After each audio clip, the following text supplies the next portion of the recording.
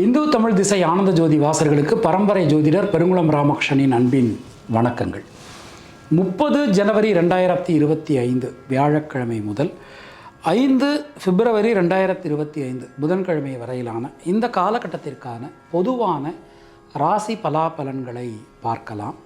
அதற்கு முன்னாடி இந்த காலகட்டத்தில் இருக்கக்கூடிய பஞ்சாங்க விசேஷ தினங்களையும் கிரக நிலவரங்களையும் கிரக மாற்றங்களையும் நாம் பார்த்துடலாம்.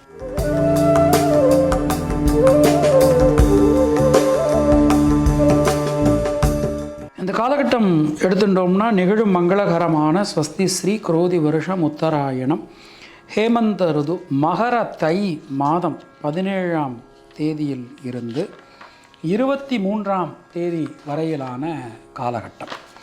ஸோ நமக்கு 30ஆம் தேதி வியாழக்கிழமை, அன்றைக்கு தை 17, அன்றைக்கு கரிநாள், சாந்திரமான மாக மாதம் ஆரம்பம், அன்றைக்கு வியதிபாத ஸ்ரார்த்தம், ஷண்ணவதி நாட்களில் முக்கியமான ஒரு நாள். 31 ஜனவரி வெள்ளிக்கிழமை அன்றைக்கி அப்பூதி அடிகள் குரு பூஜை. பிப்ரவரி 1 சனிக்கிழமை அன்றைக்கி சுக்லபக்ஷ சதுர்த்தி. பிப்ரவரி 2 ஞாயிற்றுக்கிழமை அன்றைக்கி சதுர்த்தி விரதம் பூஜை எல்லாமே அன்றைக்கு தான். பிப்ரவரி 3 திங்கட்கிழமை அன்றைக்கி சுக்லபக்ஷ சஷ்டி கலிக்கம்பர் குரு பூஜை. பிப்ரவரி 4 தை 22 செவ்வாய்க்கிழமை அன்றைக்கி ரதசப்தமி, அடியவருள் ஒருவரான நமச்சிவாய தேசிகர் குரு பூஜை. அன்றைக்கு வைவஸ்வத மன்வாதி ஷண்ணவதி நாட்களில் ஒரு நாள். 5 பிப்ரவரி புதன்கிழமை அன்றைக்கி பீஷ்மாஷ்டமி. ஸோ அதுக்கு மறுநாள், அதாவது 6ஆம் தேதி, அது நமக்கு இந்த வாரத்தில் வரல, இருந்தாலும் 6ஆம் தேதி அன்றைக்கி தை கிருத்திகை. இப்போது நம்ம இந்த காலகட்டத்தில் இருக்கக்கூடிய பஞ்சாங்க விசேஷ தினங்களை பார்த்துட்டோம். கிரக நிலவரங்களை நாம் பார்க்கலாம். ரிஷபராசியில் குரு பகவான் வக்ரமையில், மிதுன ராசியில் செவ்வாய் பகவான் வக்ரமையில், கன்னியா ராசியில் கேது, மகர ராசியில் சூரியன் சந்திரன் புதன், கும்பராசியில் சனி, மீன ராசியில் சுக்கிரன் ராகு என கிரகநிலை நமக்கு அமைஞ்சிருக்கு. 30 ஜனவரி அன்னைக்கு இரவு 8:38 கும்பராசிக்கு சந்திர பகவான் மாற்றம் பெறுகிறார். 1-2 அன்னைக்கு சனிக்கிழமை இரவு நள்ளிரவு, அதாவது 12:02 மீனராசிக்கு சந்திர பகவான் பிரவேசிக்கிறார். 3ஆம் தேதி பின்னிரவு, 4ஆம் தேதி முன்னிரவு 2:32 சந்திர பகவான் மேஷராசிக்கு மாற்றம் பெறுகிறார். 5ஆம் தேதி புதன்கிழமை காலையில் 10:23 கும்பராசிக்கு புத பகவானுடைய பெயர்ச்சியானது அமைந்திருக்கிறது. 5ஆம் தேதி பின்னிரவு, 6ஆம் தேதி அதிகாலை 4:58 ரிஷபராசிக்குள் சந்திர பகவான் பிரவேசிக்கிறார். இதுதான் இந்த காலகட்டத்தில் இருக்கக்கூடிய கிரக நிலவரங்கள். மற்ற கிரகங்களுடைய இருப்பில் எந்த விதமான மாற்றங்களும் இல்லை. நாம் கொடுத்திருக்கக்கூடிய கிரகநிலையானது வாக்கிய பஞ்சாங்கத்தினை அடிப்படையாக கொண்டது. உங்கள் ராசிக்கான பலாபலன்களை பார்க்கும்போது விதி மதி கதி என்று பார்த்து கொள்ள வேண்டியது. அதாவது லக்ன ரீதியாக, ராசி ரீதியாக, உங்களுடைய ஜனனகால ஜாதகட்டத்தில் சூரியன் எந்த ராசியில் இருக்காரோ அதுதான் கதி. அது ரீதியாக நீங்கள் பார்த்து கொள்ள வேண்டியது.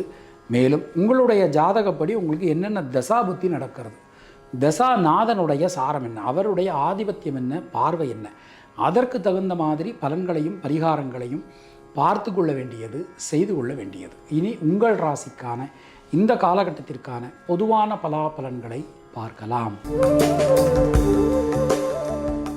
ரிஷபராசி அன்பர்களுக்கு இந்த நேரம் நம்ம எடுத்துட்டோம் அப்படின்னா 5ஆம் இடம் ரொம்ப ரொம்ப வலிமையாக இருக்குது. தொட்டதெல்லாம் துலங்கும், எடுக்கக்கூடிய காரியங்கள்லாம் வெற்றியடையும், சுப காரியங்களில் இருக்கக்கூடிய தடங்கல்கள் அனைத்தும் விலகப் பெறுவீர்கள். தொழில் ஸ்தானத்தில் அதனுடைய அதிபதி சனி பகவான் அமர்ந்திருக்கார், கோச்சார சந்திரன் இணையறார். அப்போ நமக்கு இந்த நேரத்தில் தொழில் உத்தியோகத்தில் நல்ல மாற்றங்களை நாம் எதிர்பார்க்கலாம். புதிய முயற்சிகளில் இருக்கக்கூடிய தேக்க நிலை அனைத்தும் விலகும். வீடு மண் மனை சார்ந்த யோகங்கள் நமக்கு உண்டாகும். ரிஷபராசியில் பிறந்த பெண்களுக்கு இந்த நேரம் நம்ம எடுத்தோம்னா வீடு மண் மனை சார்ந்த யோகங்கள் ஏற்படும். மனசுக்குள்ளே இருக்கக்கூடிய குழப்பங்கள் விலகப் பெறுவீர்கள். மாணக்கர்களுக்கு நண்பர்கள் உறவினர்களால் அனுகூலமான ஒரு தன்மை காணப்படும். கிருத்திகை நட்சத்திரத்தில் பிறந்தவர்களுக்கு உடல் ஆரோக்கியம் சீரடையும். உடல் ஆரோக்கியத்தில் நல்ல மேம்பாடு காணப்படும். ரோகிணி நட்சத்திரத்தில் பிறந்தவர்களுக்கு கொடுத்த வாக்கினை உங்களால் காப்பாற்ற முடியும். குடும்பத்தில் இருக்கக்கூடிய குழப்பங்கள் சிக்கல்கள் அனைத்தும் நீங்க பெறுவீர்கள்.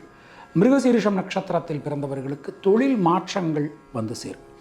தினசரி மாரியம்மன் வழிபாடு செய்து வருவது உங்களுக்கு சிறந்த பரிகாரம். உங்களுடைய அதிர்ஷ்டமான எண்கள் 2, 5, 6. அதிர்ஷ்டமான நிறம் வெள்ளை மற்றும் பச்சை.